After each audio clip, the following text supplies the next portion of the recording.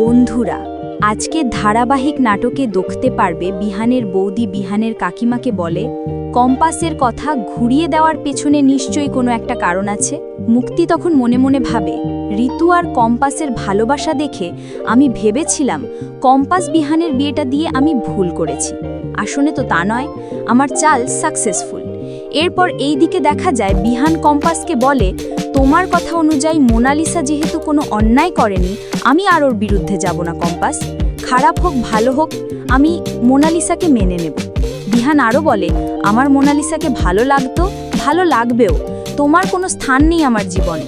তখন মোনালিসা এসে বলে, বিহান তুমি চলো তো এখান থেকে, ওকে বললে তো শুনবে না, ঠ্যাটার মতো এখানে দাঁড়িয়ে থাকবে, পুরো বাড়ির পরিবেশটাকে নষ্ট করছে।